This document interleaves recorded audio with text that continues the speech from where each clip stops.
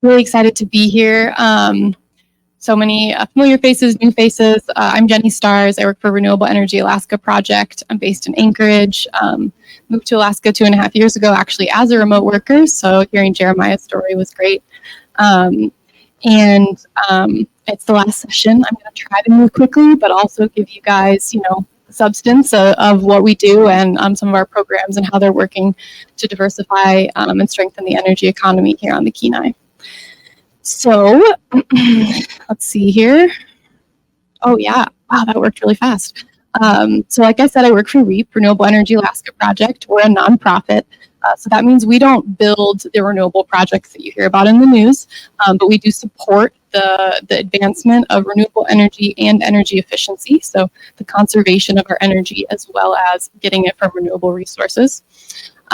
We have partner organizations or member organizations that do work in the development of renewables.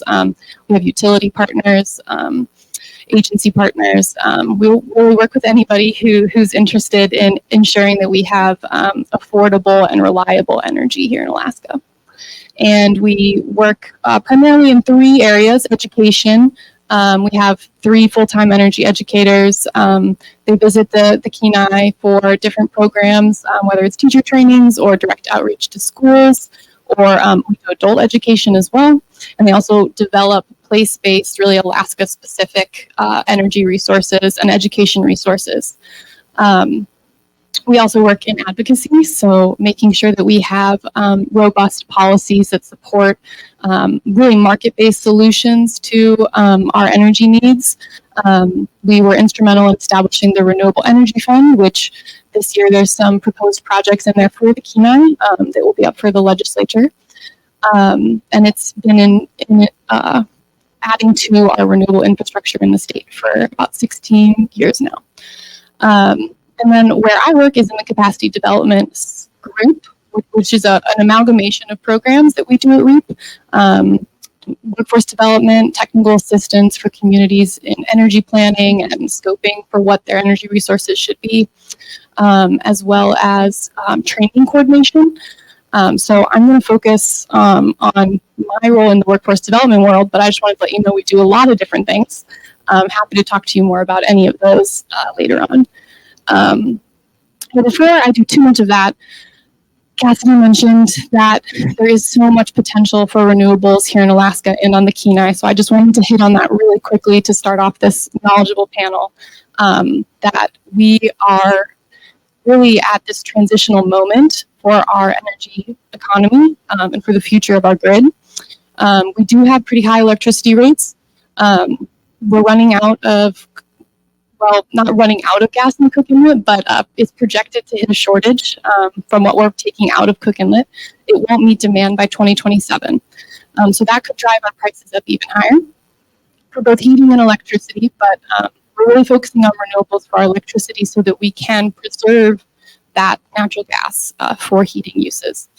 And so that's just on the rail belt. We also work with rural communities in microgrids who are quickly adding to their renewable infrastructure as well.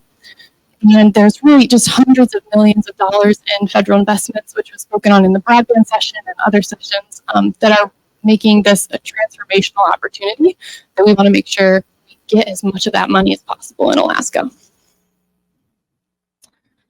So my program, the Alaska Network for Energy Education and Employment, or ANE, really focuses on connecting people in the learning, training, and earning areas in the energy sector. We work broadly in energy. Like I said, we do clean energy, which is energy efficiency and renewable energy. So that really means that we work with people like Alaska Energy Authority and diesel powerhouse operators, as well as solar installers, really connecting the dots for a lot of those people in terms of funding opportunities, training programs, and also then doing some direct education and workforce development as well.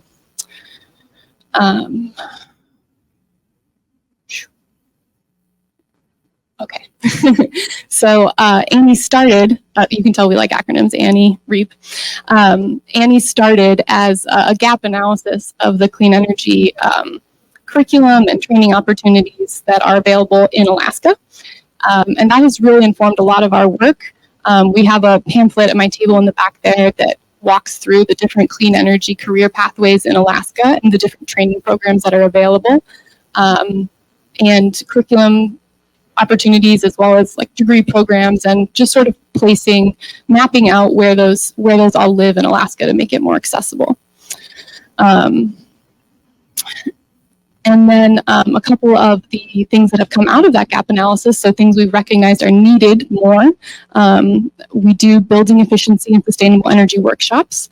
I think we did one back pre-COVID and pre-my time in Seward and Homer. And we work with partners all the time to set these up based on community needs. So these can be anything from teaching students, energy managers, public works employees, anyone who's dealing with building environments and energy management. And this really introduces them to energy efficient technology, as well as behavior choices. Can also give information on, making the argument for investing in more energy efficient equipment, how to do those sorts of paybacks, and also financing options for those investments. And then something that's really near and dear to my heart is our work doing energy career visibility and education directly, and then also with partners. So we have some great partnerships with high schools and CTE programs to provide experiences with professional environments, as well as exposure to these clean energy career pathways, which are really very broad. I say clean energy careers, but anyone who deals with energy, so an electrician, an HVAC operator, or an HVAC technician, facilities maintenance, like I mentioned earlier, these are all really important to our energy infrastructure and to our lives. So we work with and try to elevate all of those professions in this outreach. And some of those pictures up there are from our work up in Anchorage at Kusavak Career Academy. That's a residential school option for the Lower Yukon School District. We've been recently doing a Powering Your Future class with them, and it's been great to develop that program, and we're hoping in the coming year to work that sort of set of classes and content and really expand it to other communities in Alaska. It would be really great to do it on the Kenai. Also, we'll talk at any career fair about energy needs. We do energy literacy work through this as well, just to make sure there's this ground foundation of energy awareness of how we use energy in our lives. And we also, through this, work with communities who are in the process of integrating renewables into their grid to make sure they have training plans in place, that they're identifying talent and making sure they have access to the training that is needed, so that once that infrastructure, both while that infrastructure is being built, but also once that infrastructure is built, it's maintained and there's a lasting benefit for the workforce in the community. So I'm going to speed through these because, one, we have a great USDA representative up here, but one of our real missions for Annie is to talk about connecting people to opportunities, especially right now. There are so many opportunities. So I'm sure Misty will talk about the Rural Energy for America program, which is a great opportunity for small business owners, as well as agricultural producers. The C2C program, Clean Energy to Communities, is a technical assistance offering that helps communities build their knowledge base for different areas. These are the 3 areas that they're pursuing in this next round: implementing agrivoltaics, energy efficiency programs for residential buildings, and municipal transportation electrification. The deadline is coming up pretty quick, but it's also a great way to get connected to potential funders, even though there's no funding attached to this program, and also to help you start to think about how you want to build these programs into your community. And then Solar for All, a big announcement was just made earlier this week. There's more than $100 million coming to Alaska. It'll be starting to roll out next year. So no specifics on that, but just wanted to flag it. And these are some of my contact information. I'd love to stay in touch with you, and excited to hear from the rest of our esteemed panelists.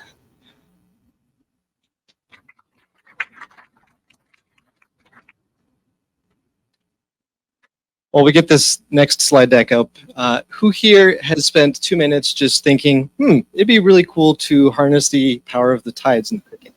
Show of hands. Cool, almost everybody. So in keeping with the theme of today, turning hopes and dreams into actions and implementation. I'm Marshall Beebe. I'm here with ORPC, Ocean Renewable Power Company, and we are going to tell you about the American Tidal Energy Project that we have coming up this year.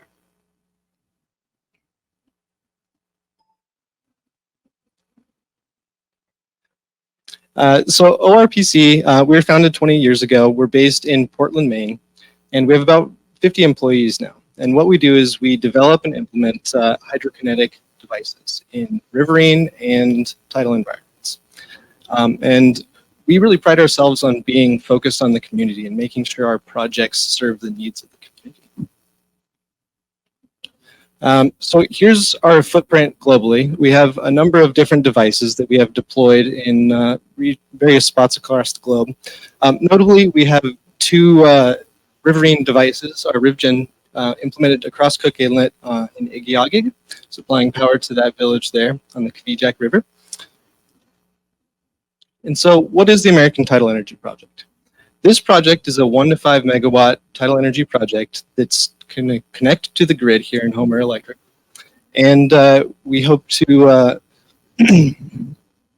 integrate the best of US-based technologies and involve the community and environmental stakeholders in the vision for and implementation of the project.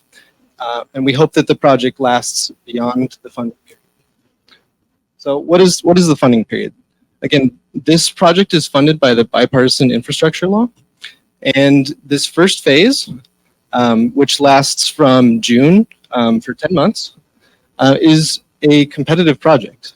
Each different project, the American Tidal Energy Project here, and a project that is run by OPALCO, Orcas Light and Power Cooperative in the Puget Sound, we each get $3 million to study the site, engage the stakeholders, put together what we think is the best technology, and do some preliminary permitting for the site.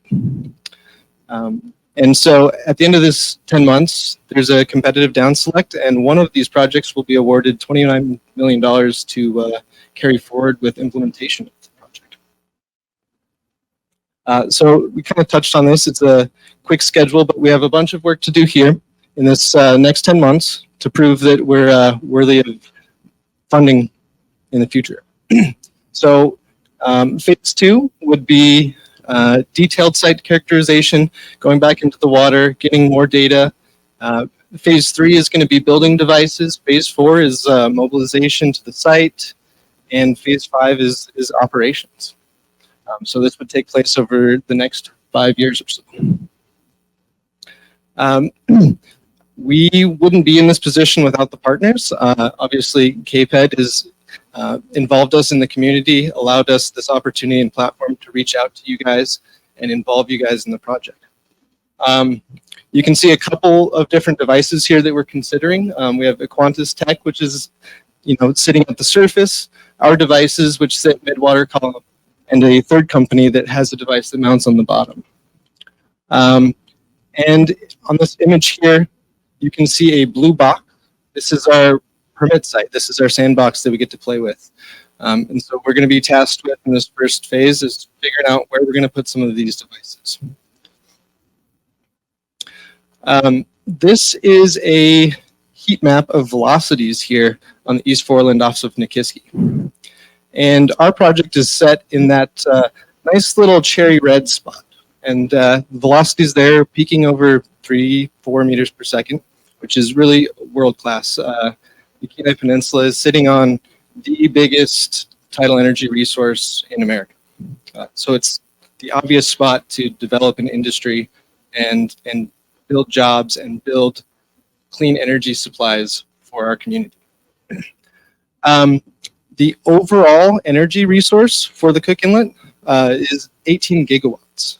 Just for perspective, the entire rail belt now I think uses 900 megawatts. So there's enough energy here to feed the entire community and then some.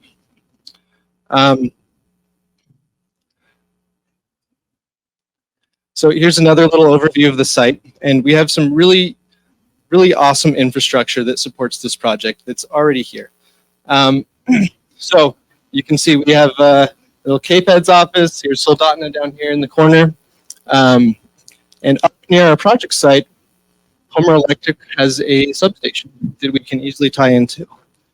We have Hillcorp's rig tender facility, which will allow us to deploy these devices to get them anchored and moored into the bottom. On top of that, Homer Electric already has a battery energy storage system of like 90 megawatts, which can help level load that electricity into the grid, where maybe wind and solar are not as predictable and easy to manage. So yeah, we touched on these advantages of the site here. And then I wanted to throw this slide up here. This is a smaller device that we implemented in Maine last year. This is ORPC's technology. And just kind of gives you a scale of it. What we would end up putting here in the inlet would be about 4 times this size. And on the order of potentially 10 devices to get to that 1.5 megawatt target. Well, again, why here? So we have a couple advantages. We have scale. The resource is giant. We have fairly high energy prices. Looming gas shortage. So we have another need for energy. This funding opportunity, this award from Department of Energy, it's going to go a long ways towards de-risking the project and taking it from the 1 to 5 megawatts that we can do in the next 5 years to the hundreds of megawatts that's potential from that box. So later this year, we'll be able to say, it's 93 megawatts, it's 87 megawatts. We'll be able to do the study and get the numbers where everybody knows what we can do. One challenge we have, though, is with renewable energy tying into the grid, you don't necessarily get to shut down all of the gas turbines that are powering us now. You have to keep that momentum running. So really what we would be receiving in payment for generating electricity is the deferred cost from Homer Electric, from our grid utilities. So we need to work around some incentives to get the industry started, to get it kicked off. And there's a few barriers. We have endangered species, the Cook Inlet beluga whales, that we have a pretty good idea. We've been supporting research and science in how this project could potentially impact these, but we have more to do. And then anybody else that's been out there knows there's ice and some pretty extreme sediment. So that's another challenge. So thank you. We look forward to reaching out with you guys in the future, and we would love to hear your input on how you guys can envision this project being a benefit for the community. Thank you.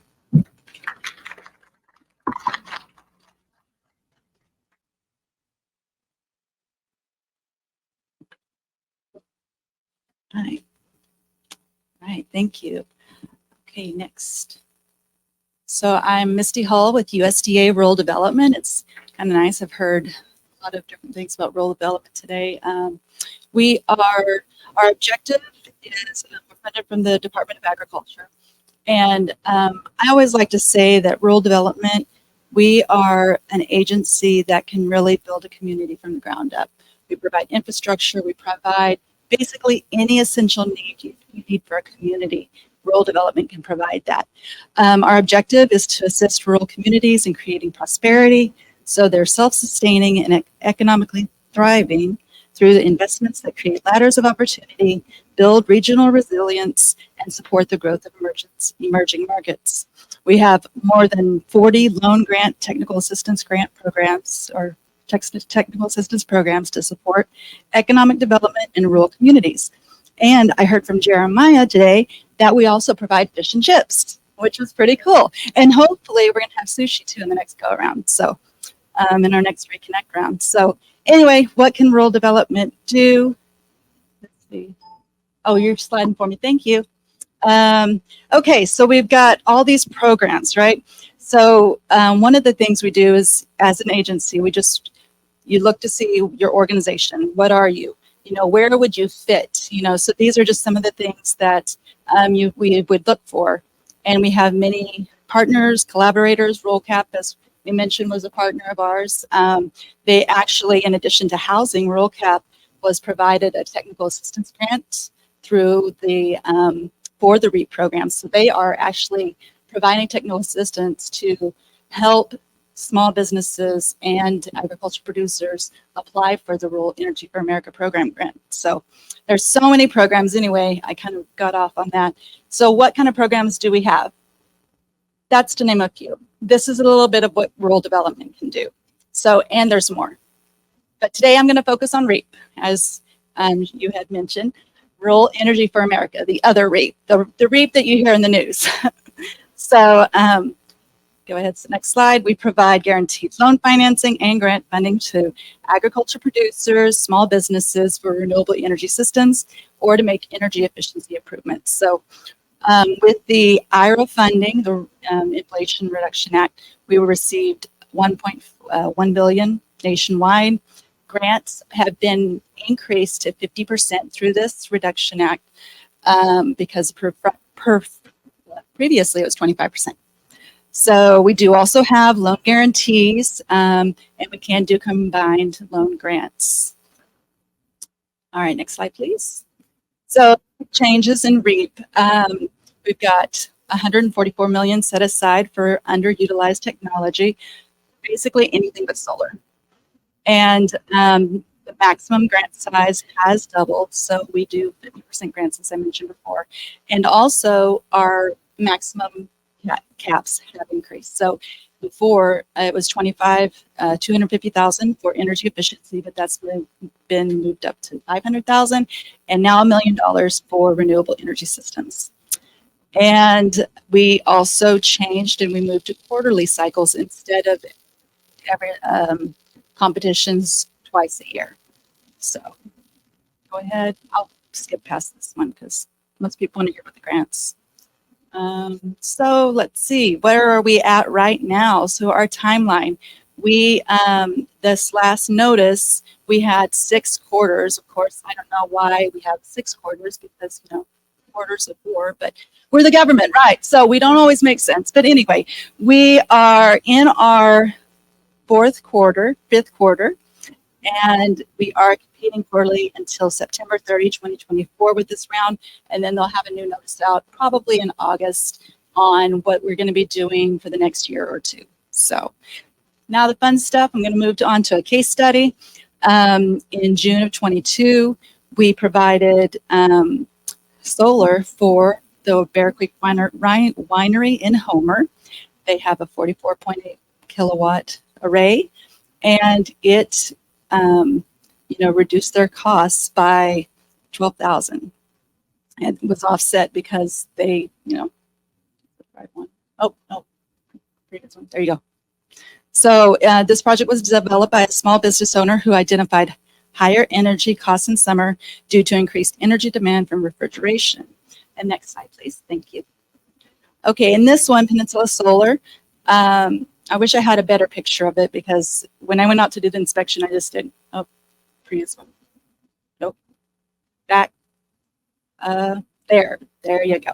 That's it. Thank you. So Peninsula Solar, also probably better known to everybody here is Whistle Hill. The Whistle Hill development, they have a great thing going on. If you haven't been up there, it's really nice. They have Addy Camp, they have Brew 602, and then like a Frames and Things, I think, business there. So what the business developer did there is he wanted to offset his costs and the Fresh 365. I can't forget the best part. So he did it in 2 phases. He wanted to provide solar to support those businesses so he could offset the cost of the electricity to do the job or to support those businesses. So he started with the first round and applied to rural development for the REAP program to basically offset the cost of the Fresh 365 greenhouse or hydroponic garden, excuse me. And then he came back in round 2, and he received a $460,000 grant to get another phase of solar up that's producing power to help offset the cost of Addy Camp, like I said, Brew 602 and the frames and things, and further need for the Fresh 365, because I don't know if anybody has worked with hydroponic greenhouses, but they're very expensive to run. So anyway, moving on. This, there we go. And then another one that's kind of near and dear to the peninsula, even though this one isn't directly in the peninsula. We also do energy efficiency improvements, and this system, this grant, excuse me, we replaced the refrigerated seawater system in the Nordic Lady. They're a fishing tender that fish out in Prince of Wales. No, I got to read my notes here. Prince William Sound and Southeast Alaska. So I guess they do Prince William Sound too. So it was really a great project. I got to go out on site and see this, and actually got to take the picture of the gentleman and his son, so that was nice. It was a fun project, and it's really good to see that, just local men, fishermen, they have costs. They've got, they need efficiency. So the REAP program can help, our small businesses. So anyway, move on. And I'm going to just briefly touch on, because I said we have a plethora of programs. So I just wanted to list a couple of more that we have going on right now that are open. So the Rural Community Cooperative Development Grant, they're accepting applications until June. And move on to the next one. Thank you. So we have 5.8 million nationwide, and there's a 25% match requirement, and they can award up to 200,000. And then the next one, SDGG, they're also accepting applications. Move on to the next one. They're also accepting applications until June 3rd, and there's $3 million nationwide. So if you have any questions on those, you can next. One more. All right, there's my contact information. So any questions about that, feel free to reach out to me. Otherwise, thank you for your time.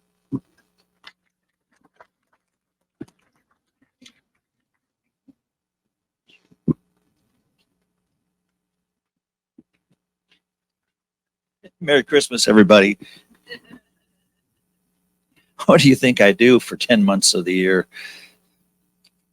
Silly reasons. Anyway, my name is Michael Haller, and I'm the Tribal and Community Liaison for the Bureau of Ocean Energy Management. That's not an oil company. That's actually a federal permitting agency of the U.S. Department of the Interior. We used to be known as the Mineral Management Service a while back, so there's some familiarity there. So I'm here to talk to you for just a few moments about some important information. But before I do that, I wanted to introduce a couple of people. I am not Gibby. Gibby, our regional director, is actually up, interestingly enough, in Kotzebue today, attending and taking part in a not dissimilar kind of meeting that they're having. NANA's hosting a day-long event there. So it's on Alaskans' minds, everything that we've covered here. But I want to introduce our deputy director, who's back in the back row, Sharon Randall. Raise your hand. Okay. All right. The masked woman. Anyway, and then our Swiss Army knife is over here, Gwen Robinson. She's doing what she does behind there.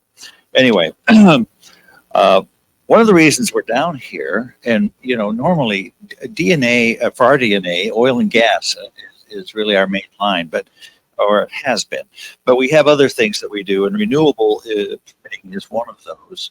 And we're doing a lot of that in the East Coast right now, the United States, and it's starting to come up a little bit in the Gulf region, and also out in the Pacific, they're starting to. And so here we come around the loop to Alaska. And it's very interesting to me that we would finally get here. And you've seen a lot and you've heard a lot today. Would you go to the next one, please? Thank you very much. Okay. I just want to point out something. That pink, that salmon pink color that you see over there, That was added to the property of the United States Christmas week. I had nothing to do with it, but the State Department announced it. That's on the bottom of the ocean, and that's what we permit for exploration and development, potentially. So Alaska probably is now 6 or 7 times larger than Texas. What a great day, right? Anyway, but you see some other interesting statistics there too, and I'll let you just take a moment and read that. 3.2 billion acres and 3 times the miles of offshore. And if you look at it in a certain way, we're almost 25,000 miles around in terms of circumference of the Earth. If you took Alaska's coastline, you'd have to go another more than another third to go around. That's a big amount of space for our coastal areas. Next, please. So why are we here? Well, to raise raise awareness of our vast offshore renewable energy potential, to seek and cultivate interest in from industry and develop a responsive, predictable regulatory framework. In short, what we're really doing is an informal having informal conversations. I hesitate to use the word survey, but not in that formal way. And we're certainly not doing public meetings in the way that we would normally do public meetings necessarily, or at least not yet. But we want to get a sensing of what are your thoughts? And so that's why we attend these kinds of meetings and why we show up and why we want to hear from all of you, really. And you've heard kind of a range of different ideas so far. I guess the one takeaway that we all have is that we're all actively thinking about it, no matter what we say is happening out there in Cook Inlet and elsewhere around Alaska, for that matter. Next, please. Thank you. The thing I find interesting about working at BOEM is that we have 3 primary areas that we work with: environmental analysis, our resource evaluation section, which estimates the energy and mineral resources and provides economic value to it, and our leasing and plans section, which deals with conventional and renewable energies. These are fellow Alaskans. For an example, I've been here pretty close to most of my life. I used to come down here and go fishing with my grandpa when he did set netting. And I was too short, so I had to stay on the beach. He said the salmon would probably run away with me. I don't know. Anyway, but I remember those days very, very well. And I've watched the Kenai grow over those years. And to hear these presentations today is pretty exciting stuff. So looking ahead is where we need to be with these next generations that are coming up behind us. Next, please.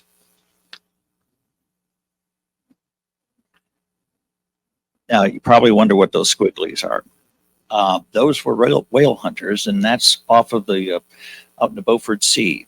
Our fellow Alaskans out there looking for whales in the season, and they had devices on their boats, so we knew how they were moving about and where they were moving about. And that's just emblematic visually of the fact that we, in just under 50 years, I think it's been, we've done almost $500 million in studies that we've partnered with or otherwise funded directly to learn about the waters of Alaska, to learn about the surfaces out there and the undersurface. And we're continuing to do that. And so when you think about all the things about renewables and so forth, well, there's a lot of studies that have to go on before permitting. There's a lot of voices that need to be heard, a lot of conversations that need to be had, and a lot of input from our fellow Alaskans that have an opportunity to look into that. And down that list, toward the bottom there, gives you an idea of what we look at.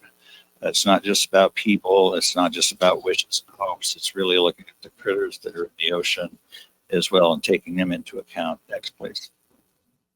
There we go. Okay. So Cook Inlet. Right now we have 15 leases out there that Hillcore bought that were previous, had other owners previously.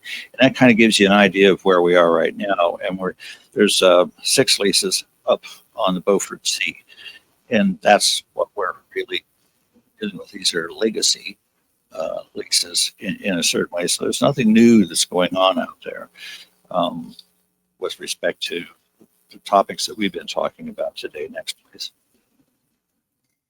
A little bit ago, it was mentioned how much power is out there. Well, that gives you kind of an idea. And if you look over to that little orange spot where Cook Inlet is, you see Cook Inlet, mighty as we are, there's even more mighty areas around the entire state of Alaska. It's really quite profound. I like to remind my family it's in the Midwest every time they complain about getting an Arctic front blowing down and freezing them, and the wind's kind of blow the paint off the barn, maybe blow it over. Where do you suppose that wind comes from? And who gets it first? We do. Hello. Anyway, next please. We were talking a little bit about what devices might look like that are out there that could power. One of the things we're doing that's very interesting is that we're not just looking for, you could say technology-wise, Alaska answers, but we're looking what's going on with the Danes and the Dutch and Norway and in the North Sea. What kinds of devices are they building? What have they been doing? They've been at it for decades now. And so we like to think that maybe you would build something that would be, if it's Alaska proof, you can use it any place. Yeah, that's true. But it may be true also that there's something out there that's already on the shelf or being proposed or being considered. So we're looking all around at all of these things. And so when industry comes to us, we have very fruitful, useful conversations, but they're not without your voice being included in it. So it's not just two groups sitting at the table. It's really a lot of people sitting at the table, so to speak. Next, please.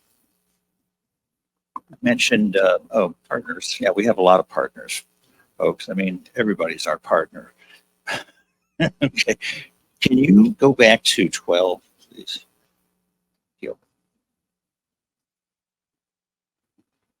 Oh, there we no, one more. Are we close? There we are. Minerals. Take a quick gander at that. And while I look off for a moment and gaze over that direction, I would invite you to come visit all the rest of us before I get off the stage. Come over there after when we're done, when you're done speaking. I wish I could give you money. I can't, but I can give you my card. And we can give you some of our information. We're happy to do that. So that's my commercial message. Okay, meanwhile, marine minerals, there's a lot out there and there's a lot of interest in it right now, particularly in critical minerals. And so I hope that you'll put that somewhere in your thinking and your consideration. Next, please. Keep going. You see what you're missing? I mean, keep going.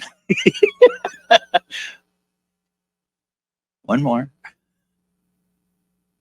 There we go. Okay. I'm so glad we had this slide in the group because we talked a lot about job development today, and we're busy looking at where the next group of young scientists are going to come from. Who are they? Where are they? How are they going to get to where we are? And why would they? I mean, there's a lot of questions to be asked. And so all I could say is we really do our best to encourage young people, your children, your grandchildren, your nieces and nephews, to study, keep your heads down, keep working hard, and be determined so that you can decide whatever your future is going to be, whether it's coming to work as a government scientist, a private company, wherever it is you go and whatever you do, because it's very vital that you do make those good decisions. Next, please. Okay, lastly, I'm going to put the microphone down now because I was told I couldn't come home today without taking a class picture of you. So all I need here at the end of the day is I'm going to take 3 pictures so I can put them all together. And you need your smile. Okay, so give me your best smile. I swear I'm not doing this for the FBI or any other government agency. This is just for my Mrs. Claus, or I'm dead meat. All right, thank you very much. Thank you.